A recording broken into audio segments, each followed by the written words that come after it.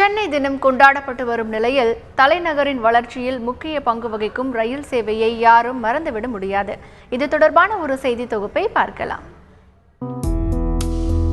கடந்த 1853 மும்பை தானே நகரங்களுக்கு இடையே ரயில் சேவை துவங்குவதற்கு முன்பு 1836 ஆண்டே சென்னை ரெட் ஹில்ஸ், பக்கிங்ஹாம் கால்வாய் மற்றும் சிந்தாதிரிப்பேட்டை, புதுப்பேட்டை இடையே கிரானைட் கற்களை கொண்டு செல்வதற்காக 6 கிலோமீட்டர் தூரத்துக்கு சிறிய அளவில் ரயில் போக்குவரத்து துவங்கப்பட்டது.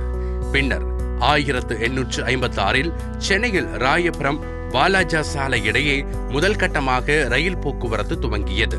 இதைத் தொடர்ந்து 1931 ஆண்டு கடற்கரை, தாம்பரம் இடையே ரயில் சேவை துவங்க இந்த வழித்தடத்தை ஒட்டியுள்ள பகுதிகளில் பலரும் குடியேற துவங்கினர்.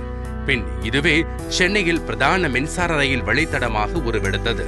இன்றைக்கு தமிழ்நாட்டில் சென்னையினுடைய உருவாக்கத்தில் ரயிலினுடைய பங்கு பிரதானமான பங்காகும்.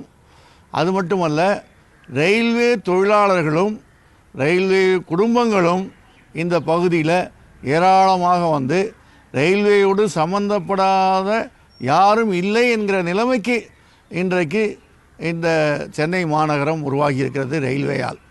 இந்த ரயில் வளர்ச்சி அடைவது என்பது மக்களுடைய வளர்ச்சிக்கும் நகரத்தினுடைய வளர்ச்சிக்கும் பிரதான பங்களித்திருக்கிறது என்பதுதான் மிக முக்கியமான விஷயம். சென்னை விரிவாக்கத்திற்கும் இந்த சேவையே அடிப்படை காரணமாக மாறியது. இதையடுத்து நகரினுள் ரயில் பாதை அமைக்கும் இடங்கள் எல்லாம் படிப்படியாக வளர்ச்சி பகுதிகளாக மாறின என்றால் அது மிகையல்ல. தந்தி டிவி செய்திகளுக்காக சென்னையிலிருந்து செய்தியாளர் விவேகானந்தன்.